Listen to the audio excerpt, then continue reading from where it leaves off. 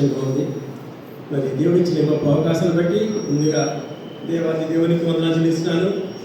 అలాగే మన కాపరి గారికి ఈ మొదటి వారం జనరల్గా పాస్టర్ ఎవరు అది వారు తీసుకుంటారు, కానీ ఎందుకంటే పాస్టర్ గారు నేను చాలా ఆలోచించాను. ఫస్ట్ వీక్ కాపరి బల్ల ఆరాధన ఉంటుంది, కాపరి ప్రసంగిస్తారు. కానీ నాకు వెంటనే అన్నారు పాస్టర్ గారికి వాక్యం ఇచ్చినప్పుడు చాలా వారు వెంటనే హృదయంలో చాలా సంతోషించారు. చక్కని వాయిద్యం, మంచి సంగీతం, చాలా సింక్రనైజ్డ్, ఒకే స్వరంగా ఉంది. చాలా పాడుతున్నప్పుడు ఎంత చెవులకు ఇంపుగా ఉందంటే చాలా సంతోషం అనిపించింది. నాకు భాస్కర్ మాట చెప్పారు, చప్పట్లు కొట్టమని. డాక్టర్స్ ఏమంటారంటే చప్పట్లు కొడితే అంటే హార్ట్ ప్రాబ్లం రాదంట, అంతే కదా నర్వ్స్ కూడా బాగా పనిచేస్తాయంట. గొంతెత్తి పాడితే లంగ్స్ క్లియర్ అయిపోతాయంట. కాబట్టి దీనిలో మెడికల్ వాల్యూస్ ఉన్నాయి. చప్పట్లు కొట్టడము, గొంతెత్తి పాడటం వల్ల మీ లంగ్స్ క్లియర్ అయిపోతాయి, మీ నర్వ్స్ బాగా పనిచేస్తాయి, మీ హార్ట్ బీట్ కూడా చాలా చక్కగా ఉంటుంది. అంతేకాదు దేవుడు మిమ్మల్ని చూసి సంతోషిస్తాడు.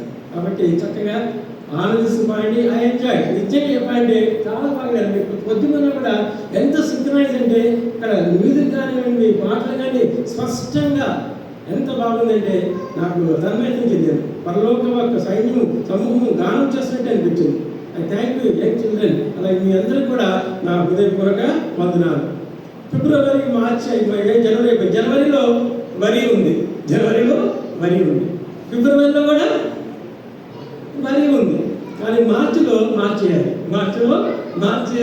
ఫిబ్రవరి, జనవరిలో జరిగినవన్నీ దేవుడు మార్చేసి మీకు అనుకూలంగా సంతోషకరంగా మార్చును కాక.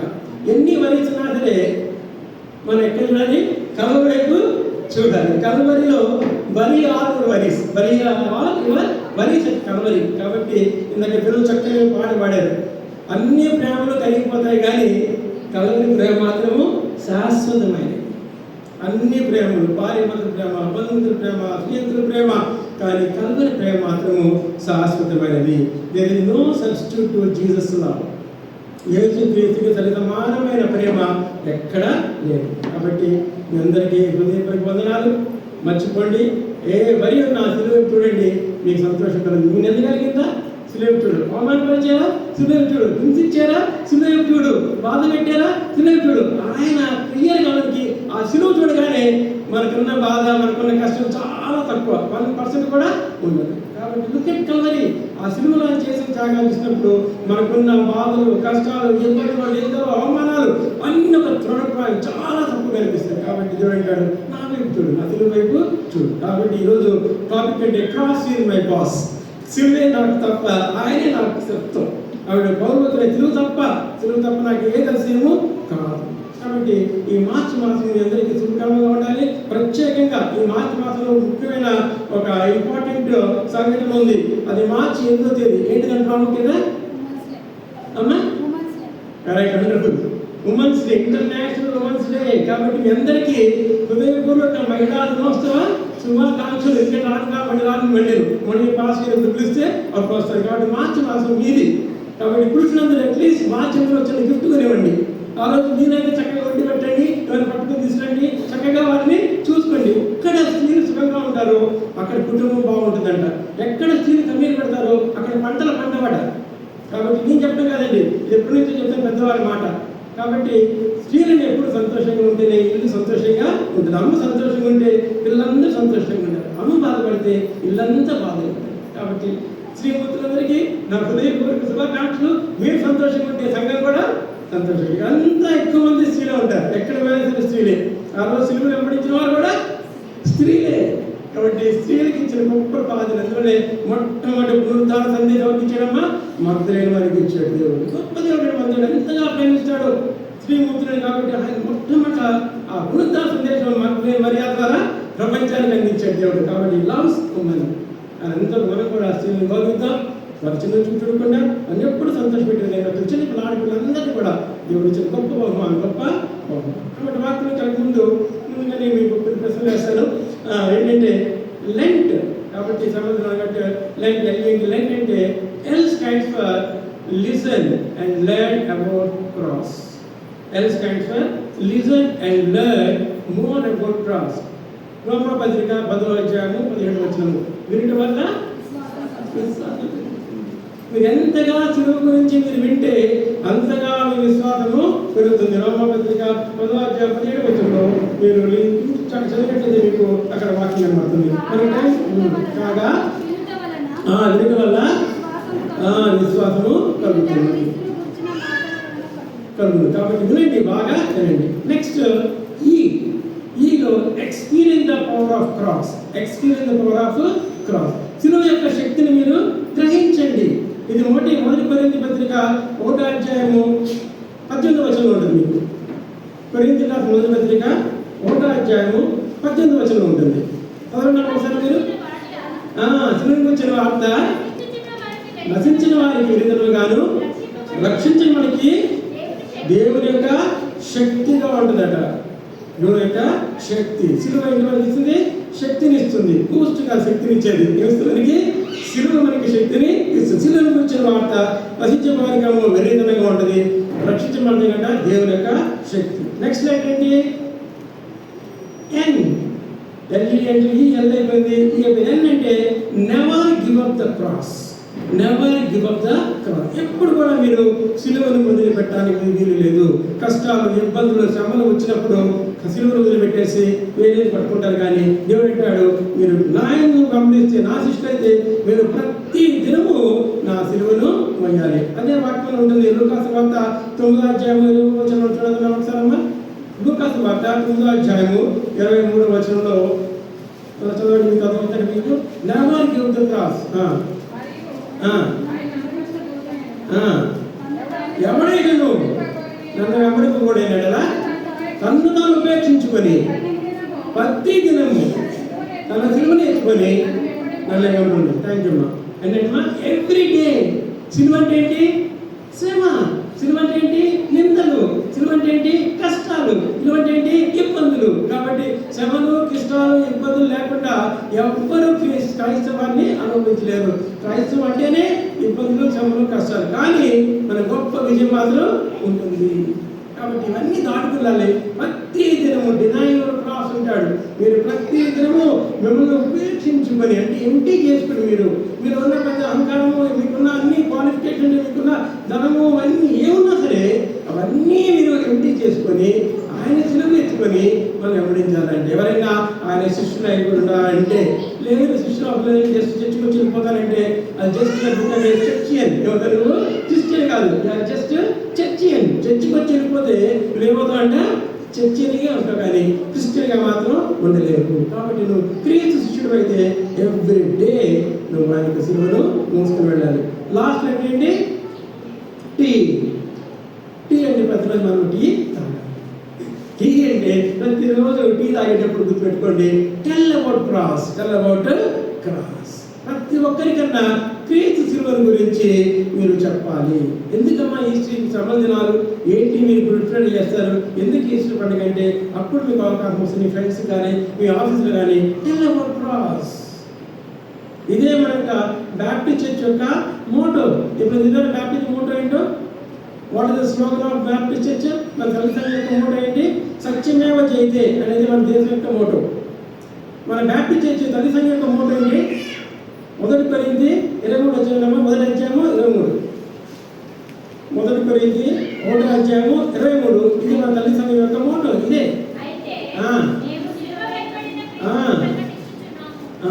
చాలమ్మా. ఒకటే ఉంటుంది, సింపుల్.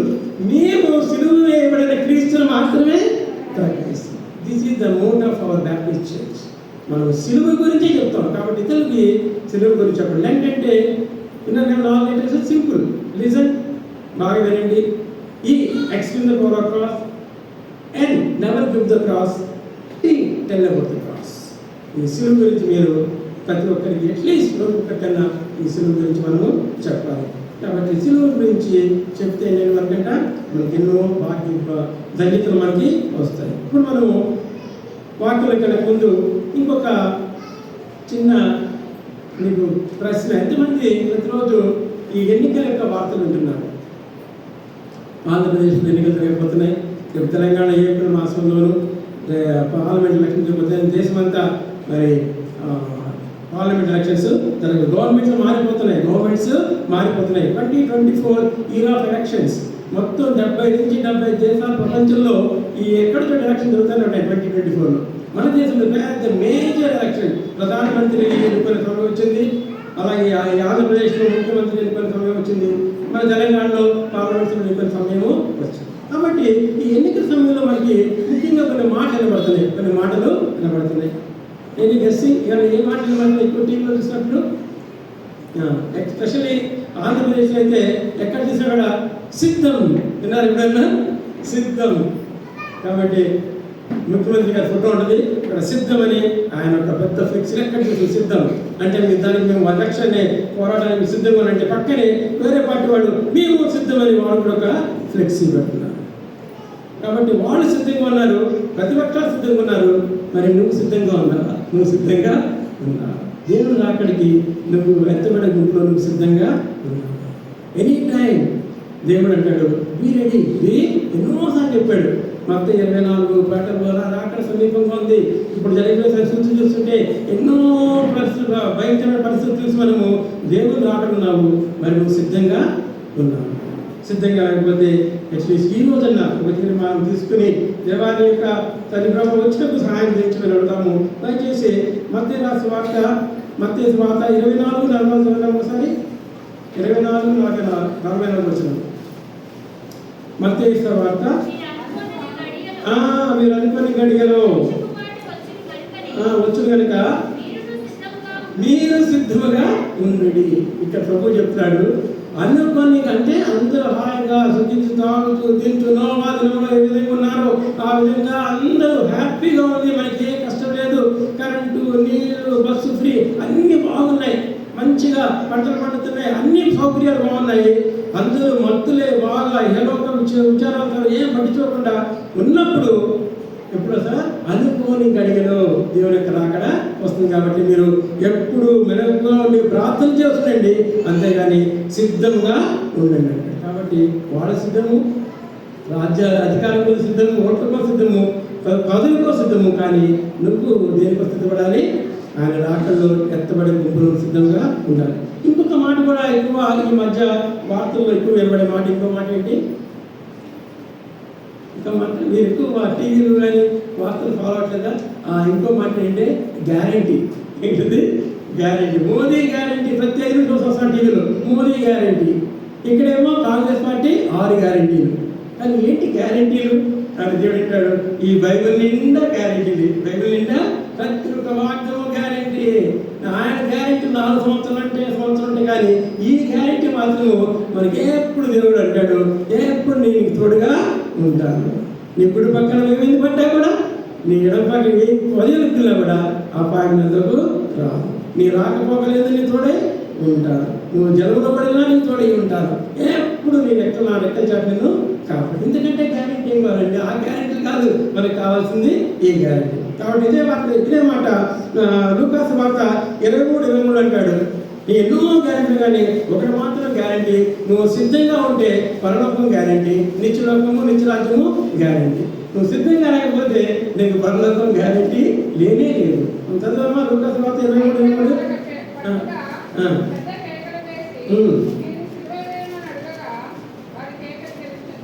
కానీ మనుక 23 చదవమ్మా. అందుకు ఆయన దొంగ ఎడపక్క దొంగ మాట్లాడు, కుడి పక్క దొంగ 23 అధ్యాయం 23 వచ్చాడమ్మా. ఒకడు ఆయన చూచి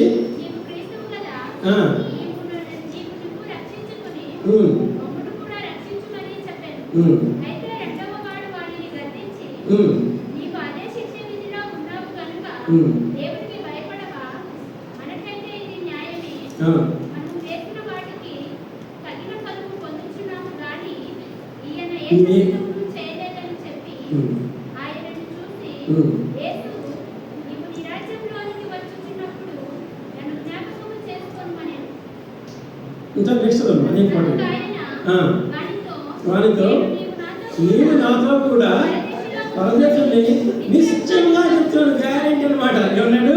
వెంటనే ఇరుపక్క ఒక్క దొరికింది. వెంటనే అడిగాడు నీవు నీ రాజ్యంలో జ్ఞాపకం చేసుకుని ప్రభు అన్నాడు నీవు నాతో నేడు పరదేశంలో నిశ్చయముగా చెప్తారు. నిశ్చయముగా అనేది కొన్ని వందల సార్లు బైబిల్ రాయబడింది. నిశ్చయముగా అంటే గ్యారంటీగా. కాబట్టి ఎవరైతే సిద్ధపాటుతో ఉంటారో వారికి పరలోక రాజ్యము, పరలోక రాజ్యము. కాబట్టి ఈరోజు మరి బాగా గుర్తుపెట్టుకుని ఎప్పుడు ఆ యొక్క అడ్వర్టైజ్మెంట్ వచ్చినా కూడా సిద్ధపడని కానీ సిద్ధమని కానీ ఎప్పుడు ప్రభా నేను సిద్ధంగా ఉండాలి. గ్యారెంటీ అనగానే ప్రభా నేను పరలోక రాజ్యాన్ని పెడుతున్నానా, నేను గ్యారెంటీగా చెప్పగలనా నేను రాజ్యంలో కలగాలి అని కనుక ఆయన పాటు ఆయనకు ఆజ్ఞలు గైకొనుకుంటూ ప్రార్థనలో వాక్యం ఎక్కువ టైం గైకున్నట్లయితే తప్పకుండా పరలోక రాజ్యం అందరికీ నిత్యలోకము తప్పకుండా ఆయన మనకి అనుగ్రహిస్తారు. ఇప్పుడు మన వాక్యంలో పెడతాము. చిన్న ప్రార్థన చేసుకుందాం. మహాపరిశుద్ధుల ప్రేమ తండ్రి, ఇంతవరకు తండ్రి ప్రభా నన్ను లోపలి చెప్పిన మాట్లాడుకున్నాను ప్రభా. నేను వాక్యం వెళ్ళబోతుండగా ప్రభా పరిశుద్ధాత్మ దేవా మీరు తప్ప ఈ బోధన కూడా ఎవరు లేరయ్యా. మీరే మాతో మాట్లాడలే. నా మాటలు ఉట్టి మాటలు దాని మాటలు కానీ మీరు మాట్లాడండి ప్రభా. మీ సిలువ గురించి జానించుగా ప్రభా. ఈ సిలువ యొక్క విలువ, దాని యొక్క ప్రేమ, దాని ఎత్తు లోతు, దాని బలమైన శక్తిని మేము గ్రహించలాగిన వినగలే చెవులు, గ్రహించగలే మనసు మాకు దయచేయమని యేసు పరిశుద్ధనామములో వేడుకుంటున్నాము తండ్రి. ఆమేన్. దయచేసి గలతీ రాసిన పత్రిక మరి 6వ అధ్యాయము 14వ వచనం చదువుకున్నాము. 14. అయితే యేసుక్రీస్తు సిలువ తప్ప మనకు ఏది అతిశయం నాకు దూరమవున దాకా. దాని వలన నాకును లోకములకు నేను సిలువ పడి ఉన్నాను. పౌలు భక్తుడు గారు అంటారు, ఆయన సౌలుగా ఉన్నప్పుడు ఎన్నో పాపాలు చేశాడు. ఎప్పుడైతే దమస్కు మార్గంలో ఆయన వెళ్ళి ఆయన ఎప్పుడైతే దర్శించాడో ఆయన వెంటనే ఆయన పౌలుగా మారిన తర్వాత ఆయన ఒకటే అంటాడు, సిలువ తప్ప నేను అతిశయించడానికి ఏమీ లేదు, సిలువే నాకు అన్ని. కాబట్టి సిలువ తప్ప నేను ఏది నాకు అతిశయంగా నేను అనుకోవట్లేదు, అవన్నీ నాకు దూరం అవును కాక అన్నాడు. కాబట్టి ఒకవేళ శరీరాన్ని ఆస్వాదం చేసుకొని నాకున్న ఏమైనా దాన్ని ఆధారం చేసుకుంటే నేను చాలా అతిశయపడవచ్చు, చాలా అతిశయం. కానీ వాటిని నేను లెక్క వెలిగి తీసుకోవట్లేదు. ఎందుకంటే నాకు ఎప్పుడైతే ప్రభు నాతో మాట్లాడారో అప్పటి నుంచి సిలువే సమస్తము, యేసు ప్రభు వారే నాకు సమస్తము. కాబట్టి మిగతావన్నీ నేను నష్టంగా ఎంచుకున్నాను అంటాడు. దయచేసి ఫిలిప్పీ పత్రిక వచ్చి ఒకసారి ఫిలిప్పీ రాసిన పత్రిక 3వ అధ్యాయము 3వ వచనం. ఫిలిప్పీ రాసిన పత్రిక 3వ అధ్యాయము 3వ వచనం. శరీరం ఆస్వాదం చేసుకుని ఆలోచించు ఫేస్ చేసినందు ఆచరించున్నాను. కావాలంటే నేను శరీరమును ఆస్వాదం చేసుకోవచ్చును. ఎవడైనాను శరీరమును చేసుకునేలా మరి ఎక్కువగా నేను చేసుకునవచ్చును. చాలా ఆయన పౌరులు అంటాడు, ఒకవేళ శరీరాన్ని కనుక అయితే ఏ లోకమైన ఏమైనా క్వాలిఫికేషన్స్ కానీ ఉన్నాయంటే నాకంటే ఎక్కువైన ఏది ఎవరు లేరు.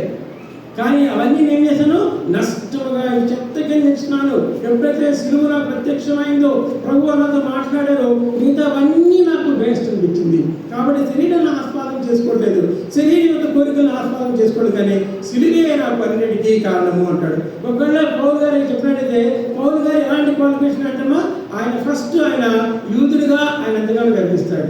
నెక్స్ట్ ధర్మశాస్త్రం మొత్తం పండితుడు ఆయన కంటదా పక్కవచ్చు.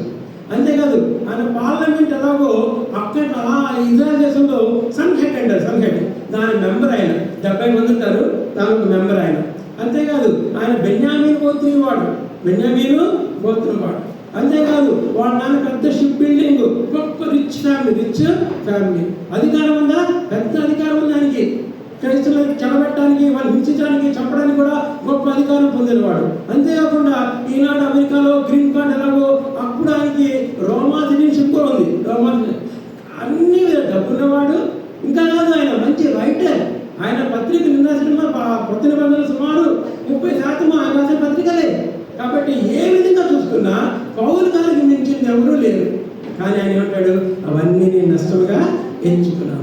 నిన్ను అతిశయపడాలంటే నా శరీర ప్రకారం కానీ ఈ లోపల నుంచి అతిశయపడాలంటే ఎన్నో కాలం ఉన్నాయి, కానీ వాటన్నిటి నేను అతిశయపడడం లేదు. అదే మాట కీర్తనకారుడు అంటున్నాడు. 20 కీర్తనలు చదివేదిగా కదా చదివాడు. 20 కీర్తనలు 27-8 వచ్చాము చదివితే అక్కడ మనకి చదవండి. కొంత రఘువును బట్టి గురువును బట్టి అతిశయపడుతురు. మనమైతే మొబైల్ పడును. వారు నిలబడ్డారు, మనం లేచి చక్కగా నిలబడ్డారు. కాబట్టి ఎవరైతే అతిశయపడతారట వారు కేవలము యెహోవాను బట్టే అతిశయపడాలి. ఇక్కడ పౌలు అన్నారు, నేను శివుని బట్టే అతిశయపడుతున్నాను. నా అతిశయము, నా బోస్టింగ్ అంతా కూడా నేను కాదు, సమస్తం ఆయన.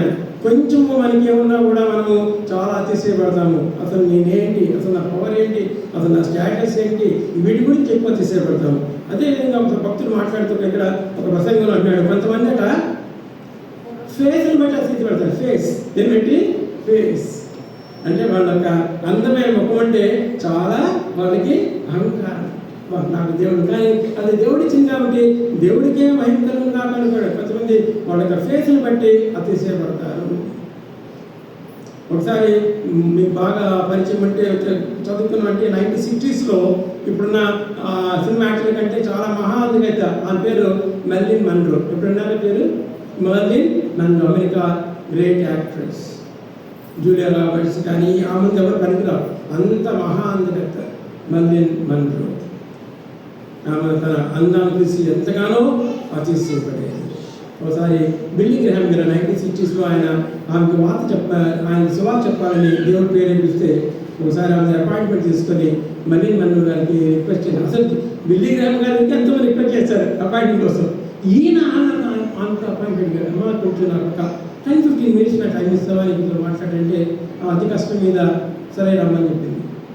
చెప్పండి, సౌందర్యం, యత్నము, అందము, ఈ అందము, ఈ ముఖము కొంతకాలం తర్వాత ముసలాలు అయిపోతాం, ఇవన్నీ పోతాయి, కానీ శాశ్వతంగా ఉండేది దేవుని యొక్క ప్రేమ. ఆయన నమ్ముకు, సొంతంగా అంగీకరించు, నీకు నిత్యలోకము అన్నీ చెప్పాడు. ఇక నాకు చాలా కోపం వచ్చింది.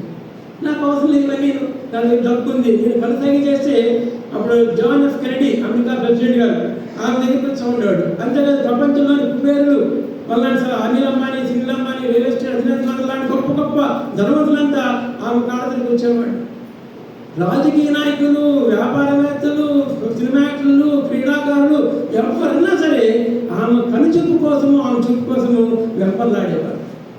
కాబట్టి మహా అహంకారం నా అందాన్ని చూసి అప్పుడు చెప్పి, నాకు అవసరం లేదు, నాకు ఈ లోకంలో భోగభాగ్యాన్ని నాకు అన్నీ అనుభవిస్తున్నాను నేను, కాబట్టి నువ్వు నాట్ వాంట్ జీసస్, నీ జీసస్ నీ దగ్గర ఉంచుకోవాలండి, నీ జీసస్ని నీ దగ్గర ఉంచుకో, నాకేమైనా అవసరం లేదు, నేను అన్ని ఇప్పుడు హ్యాపీగా నేను అని ఆయన చెప్పినాక ఆయన ఒక మాట బాగా ఆలోచించు, ఇవన్నీ శాశ్వతం కాదు, నువ్వు దేవుని సైనికుల సేవకులుగా చెప్తున్నాను, నువ్వు ఏసుని అంగీకరిస్తే నీకు నిత్యం రాజ్యం ఉంటుంది, లేకపోతే నువ్వు నరకంలోకి వెళ్ళిపోతున్నప్పుడు చాలా కోపం ఉంది, ఇక్కడ కోపం చెప్పింది, వెళ్ళొచ్చు అని. ఆ వెళ్ళగానే వెలిగిరాని లేవగానే ఆయన కూర్చున్న కుర్చీని ఒక తను కలిగింది. ఆయన కూర్చున్న కుర్చీని ఒక తను కలిగింది. వెలిగిరాని గారు థ్యాంక్ యూ చెప్పిన ఏమైందో ఏమవుతుంది, కానీ 3 నెలలు గడకముందే ఆమె ఆత్మహత్య చేసింది. ఎప్పుడైతే దైవజనుడు చెప్పిన స్వార్థని అంగీకరించలేదు, అహంకరించిందో, తన ఫేస్ని బట్టి అహంకరించిందో, గర్వించిందో, ఆయన స్వార్థను తృణీకరించింది. ఇంతవరకు పెద్ద మిస్టరీ, ఎవరికి అర్థం కాదు, ఎలా చనిపోయింది ఎవరికి అర్థం కాదు. ఈ లోకంలో చాలామంది సినిమా యాక్టర్లు ఆ విధంగా చనిపోయారు. చాలా తెలుస్తుంది ఎంతమంది సినిమా యాక్టర్లు ఆత్మహత్య చేస్తున్నారు, చాలా వాళ్ళని. కాబట్టి ఫేస్ ఇస్ నాట్ ఇంపార్టెంట్. కొంతమంది వాళ్ళ ముఖాన్ని బట్టి లేదా పొడిపాటి జడ ఉంటే చాలా గొడవపడతారు, కొంతమంది వాళ్ళకున్న కంఠాన్ని బట్టి గొడవపడుతూ ఉంటారు. కాబట్టి ఫేస్ పెట్టి కొంతమంది ఫేస్ని బట్టి అతిశయపడతారు, కొంతమంది అంటే రేస్ బట్టి అతిశయపడతారు. రేస్ అంటే మీకు వాళ్ళ జాతి, వాళ్ళు యూదా జాతి వాడిని, బెన్యామీను గోత్రం వాడిని అతిశయపడేవాడు. కాబట్టి కొంతమంది వాళ్ళు మనకైతే కులం, నా కులం ఏంటి అసలు, మాది పెద్ద కులం, అగ్ర కులం, ఎంత క్రిస్టియానిటీ వచ్చినా సరే వాళ్ళకి కులం అనేది వాళ్ళకి అది మాత్రం, వాళ్ళ అహంకారం మాత్రం నేను ఉన్నత కులము, మాది పెద్ద కులం అనే అహంకారం మాత్రం వారికి ఉంది. కాబట్టి దీని కొంత రేస్. అలాగే హిట్లర్ గారు యూదా జర్మనీ, ఆయన ఎప్పుడు ఆయన రేస్ గురించి అతిశయపడాడు. అందువల్లే 2వ ప్రపంచ యుద్ధం వచ్చింది. యూదులు ఉండకూడదు, యూదులు చంపేసామన్నాడు, ఓన్లీ జర్మనీ జాతి మాత్రమే ఉన్నాడు. అలాగే తెల్ల జాతి, నల్ల జాతి. కాబట్టి కొంతమంది వాళ్ళ కులాన్ని బట్టి, వాళ్ళ జాతిని బట్టి, వాళ్ళ వంశాన్ని బట్టి, వాళ్ళ గోత్రాన్ని బట్టి అతిశయపడతారట. కానీ పౌలు గారు అంటారు, నా గోత్రము, నా వంశము, నా జాతి ప్రపంచంలోని గొప్పది అని యేసు ప్రభువారే మమ్మల్ని ఏర్పాటు చేసి చూసిన జనరేషన్ యూదులు. కాబట్టి ఆయన కూడా నేను అతిశయపడను. కొంతమంది వారి యొక్క ప్లేస్ బట్టి అతిశయపడతారు. ఫేస్ రేస్ అయిపోయింది. Next place. అసలు నేనే ప్లేస్ వాడిని, అసలు నా ప్లేస్ ఏంటి, సంఘంలో నాకు స్థానం ఏంటి, అసలు గవర్నమెంట్లో నాకున్న పొజిషన్ ఏంటి, అసలు యూనియన్లో నాకున్న పలుకుబడి ఏంటి, అసలు మా బంధువులు నాకున్న ఆ ప్లేస్ ఏంటి, ఆ స్థానం ఏంటి, ఆ గౌరవం ఏంటి అని, అసలు నేను ఎక్కడ వాడిని, రాయలసీమ వాడిని, నేను కర్ణాటక వాడిని, నా కోరికలు వాళ్ళ యొక్క ప్లేస్ బట్టి అతిశయపడుతుంటారంట.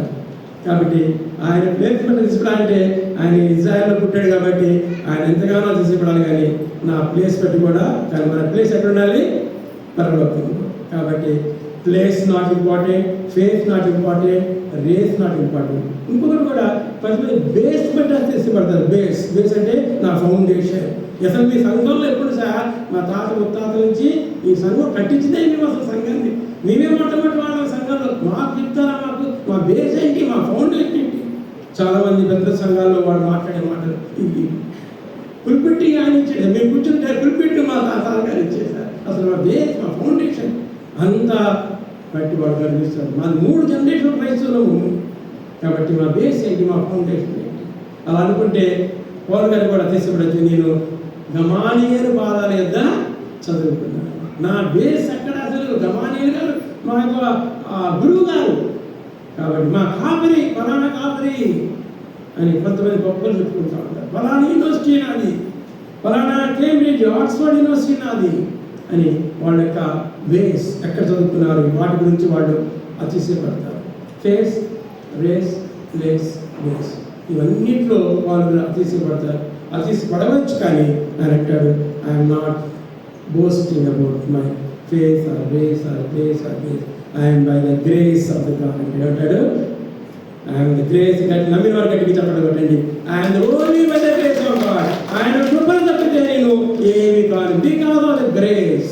కాబట్టి మనం కూడా ఈరోజు ఇక్కడ కూర్చున్నామంటే ఆయన గ్రేస్, ఆయన కృప తప్పితే మనం వేరొకట్లేదు. మనకున్నవన్నీ వ్యర్థమే. కాబట్టి పౌలు భక్తులు గారు ఇప్పుడు అన్నింటినీ ఇన్సిడెంట్ అయినా జస్ట్ రిజెక్ట్ చేశాడు, ఆయన ధృవీకరించాడు. నాకు కావాల్సింది సిలువ ఏది తప్పితే నాకు అతిశయం ఏమి, నా అతిశయ కారణము సిలువే. కాబట్టి శరీరాన్ని ఆస్వాదం చేసుకుంటే ఎన్నో చేసుకోవచ్చు, కానీ నేను వీటిని నేను అంగీకరించను. కాబట్టి నాకు కావాల్సింది సిలువ. కాబట్టి సిలువ లేదే nothing. There is no cross no crown అంటాడు. No cross no crown. సిలువ లేకపోతే కిరీటం లేదు. No cross no redemption. సిలువ లేకపోతే విముక్తి లేదు. No cross no salvation. సిలువ లేకపోతే రక్షణ లేదు. No cross no Christianity. సిలువ లేకపోతే క్రిస్టియానిటీ లేదు. No cross no church. అసలు సిలువ లేకపోతే చర్చే. కాబట్టి ప్రతి ఒక్కదానికి కారణము సిలువే. నీ జీవితంలో, నా జీవితంలో సిలువ తప్ప వేరొకటి ఉండకూడదు. సిలువ అంటే ఆయన ప్రేమ, ఆయన త్యాగము, ఆయన బలి. నన్ను ఎంతగా ప్రేమించావంటే ఆయన అంటాడు, ఎంత ప్రేమించావంటే తన 2 చేతులు చాపి సిలువ మీద నిన్ను ఎంతగా ప్రేమించారని ఆయన సిలువ మరణం పొంది మనకేమి ఇచ్చాడు. ఆయన అందరికీ ఉచితంగా సాల్వేషన్, రక్షణ భాగ్యాన్ని ఎందరు అంగీకరించారో వారందరికీ ఆయన ఉచితంగా సిలువ కార్యం జరిగించి మరణాన్ని జయించి, లేకపోతే మరణానికి విజయం దొరికేది కాదు. సిలువలో ఆయన ఎప్పుడైతే మరణం పొందాడో అప్పుడే మరణం మీద విజయము వచ్చింది. ఆయన రక్తం వల్ల మనకి రోగాలకి స్వస్థత కలుగుతున్నది. మన పాపాలు కడగబడ్డాయి. అవన్నీ ఎక్కడ నెరవేరాయంట? 26 లేఖనాలు ఒక్క సిలువలోనే దేవుడు నెరవేర్చాడు. 26 లేఖనాలు. అన్నిటికీ కారణము సిలువ. కాబట్టి చాలా ఉంటారు, కొంతమంది ఉంటారు ఆ సిలువ మీద ఎంతో బలహీనంగా ఆ ఎదుర్కొన్న చాలా మంది నాన్ చూసిందండి. ఎవరైనా ఇంత పూర్గా బట్టలు లేకుండా, ఇంత వికారంగా, ఇంత దీనస్థితిలో ఎలాంటి అయినా మీరు ప్రేమించేది, ఎలాంటి అయినా మీరు పూజించేది, ఎలాంటి అయినా ఆరాధించేది అనుకుంటారేమో. కానీ అప్పుడు చెప్పండి, మన దేవుడు ఎంత గొప్పవాడు. ఆయన కంప్లీట్గా పరలోకం నుంచి భూలోకంకి వచ్చి మన కొరకు, నా కొరకు చనిపోయాడు. నా కొరకు లోకంలో ఎవరు మన కొరకు చనిపోరు, కానీ ఒక యేసు. కాబట్టి there is no cross, there is no crown. నీకు జీవనం కావాలంటే నీకు సిలువ కంపల్సరీగా జీవితంలో సిలువ నువ్వు మోయాల్సిందే. కాబట్టి ఇంకొక వచనం చదువుకోండి. 1 కొరింథీయులు 21-30 చదువు. 1 కొరింథీయులు మొదటి అధ్యాయం 1 కొరింథీయులు మొదటి అధ్యాయం 1-27. 1 అధ్యాయం 20-31, 27-31. ఏ శరీరియు దేవుని ఎదుట జ్ఞానాన్ని సిగ్గుపరచుటకు లోకమునందు వెలివారిని ఏర్పరచుకున్నాడు. బలహీనలు ఏర్పరచుకున్నాడు. ఎన్నిక లేని వారిని వ్యక్తం చేయటకు, లోకం లేని నీతి లేని వారిని, తునికించిన వారిని, ఎన్నిక లేని వారిని దేవుడు 30 అతిశించేవాడు ప్రభువునని అతిశించాలి. రాయబడి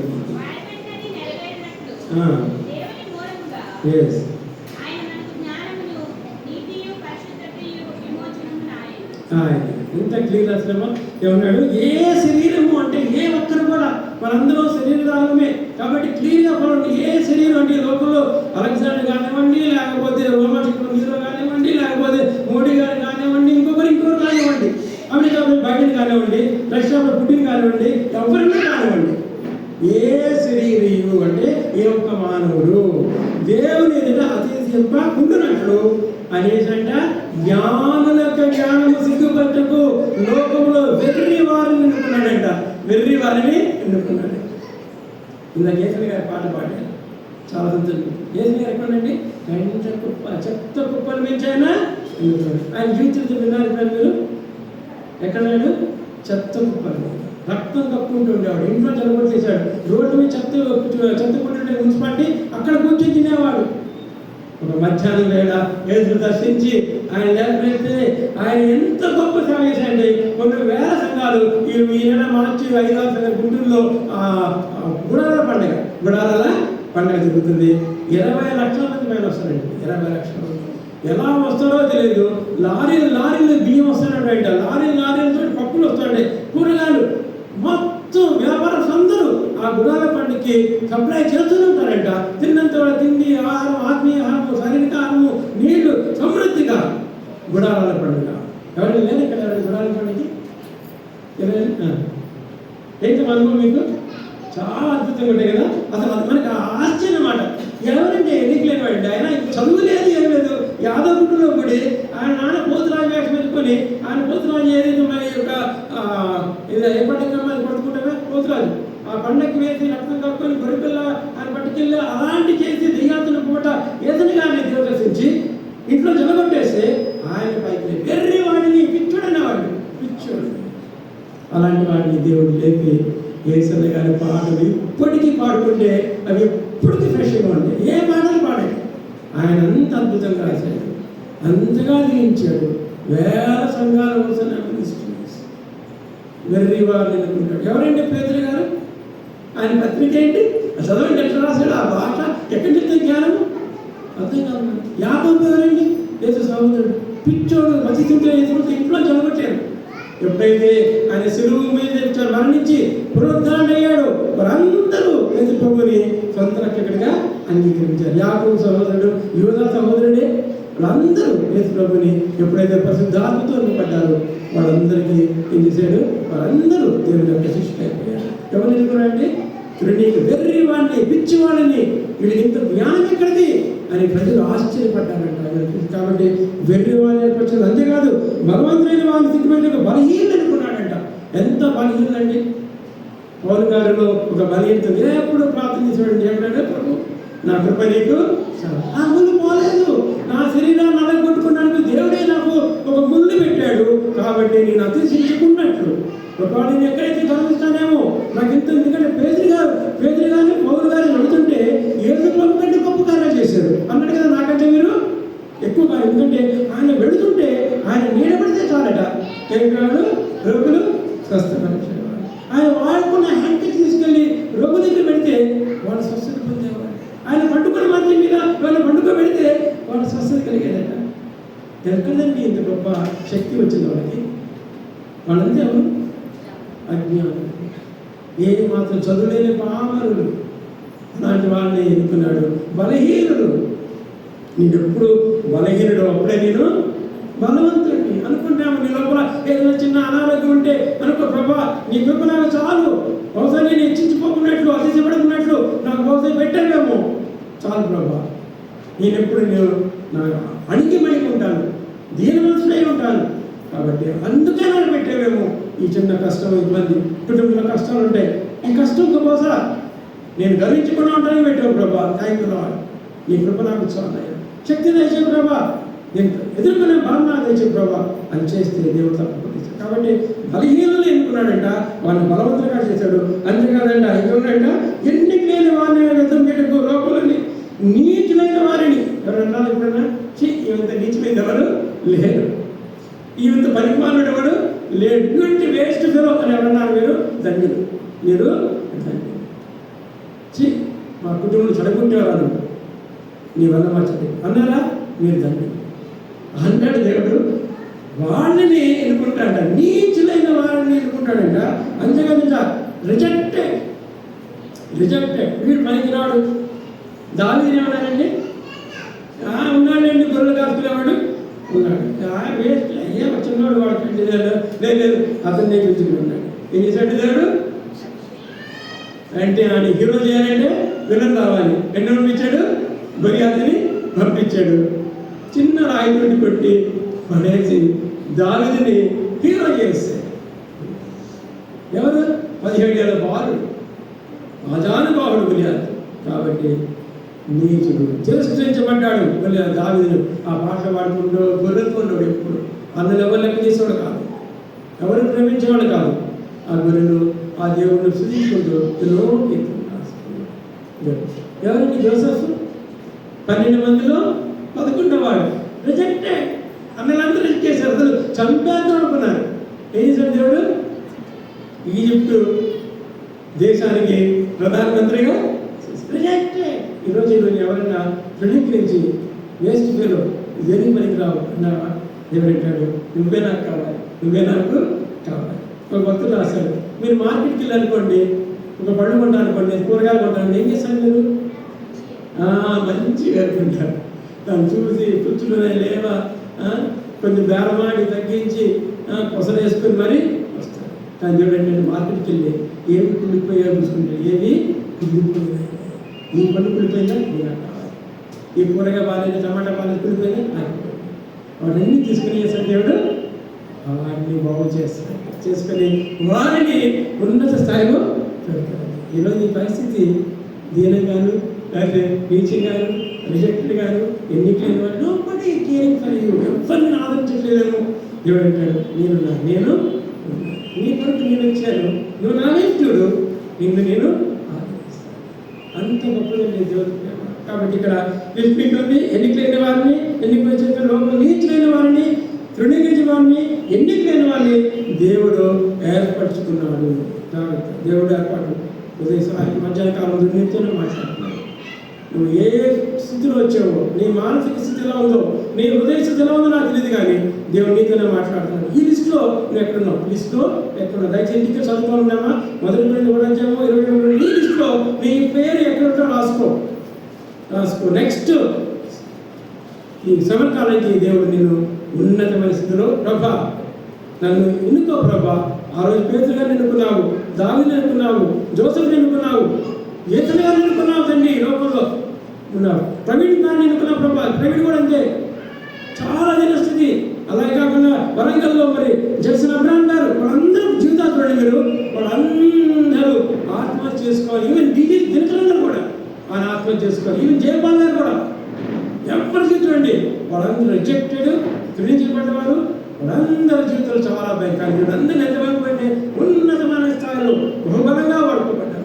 ఈరోజు ఈ పరిస్థితి మధ్యాహ్న స్థానంలో ఎలా ఉందో తెలియదు, కానీ ప్రియమైన తమ్ముడు చెల్లి అమ్మ అన్న ఎలా ఉంది, కానీ దేవుడు అంటాడు నా వైపు చూడు, ఈ లిస్టులో నీ పేరు ఎక్కువ రాసుకో, నేను నిన్ను ఆదరిస్తాను. నా వైపు చూడు, నా కల్పనకు చూడు, నీకేమన్నా సరే నా కల్పనకు చూసి నన్ను ఆశ్రయిస్తే నీ తప్పకుండా నేను ఆదరిస్తాను. నీ దగ్గర అతీతమని ఉంటే అవన్నీ తీసేసి కామ, క్రోధ, మోహ, మద, మత్సర్యాలు, ఆ దుర్గుణాలన్నీ తీసేసి నువ్వు దేని ఎంటీ చేసుకొని, నీ గుండె నిండా ఉన్న ప్రతి ఒక్క గర్భ ఆలోచనని ఎంటీ చేసుకొని ఆయన దగ్గరికి వస్తే ఆయన ప్రేమతో హత్తుకునేవాడు. ఈరోజు నీ పొత్తు దేవుని శిలువని హత్తుకో. అంటే ఈరోజు పొత్తు గురించి మాట్లాడుతున్నారు కదా, పొత్తుల గురించి ఎవరితో పొత్తు పెట్టుకున్నావు? ఏమంటే నువ్వు సిలువతోటి పొత్తు పెట్టుకో, సిలువతోటి పొత్తు పెట్టుకో. అంతేకాదు ఇంకొక లాస్ట్గా ఈరోజు TV9 ఎక్కడ చూస్తున్నారు? TV9 what India things today అనే టాపిక్ విన్నారు మీరు? Global summit what India things today అనే గొప్ప ప్రోగ్రామ్ చేస్తున్నారు ప్రపంచవ్యాప్తంగా. వాళ్ళు ఇండియా ఏం ఆలోచిస్తుంది అనే టాపిక్ అనమాట. గొప్ప గొప్ప నాయకులు మాట్లాడు. కానీ నేను అంటాను, నువ్వేం ఆలోచిస్తున్నావు? నువ్వేమి ఆలోచిస్తున్నావు? నీ పరిస్థితి ఎలా ఉంది ఆలోచించుకున్నావా? లేకపోతే నేను ఎవరికి కన్నా ఆలోచించుకున్నాను అంటాడు.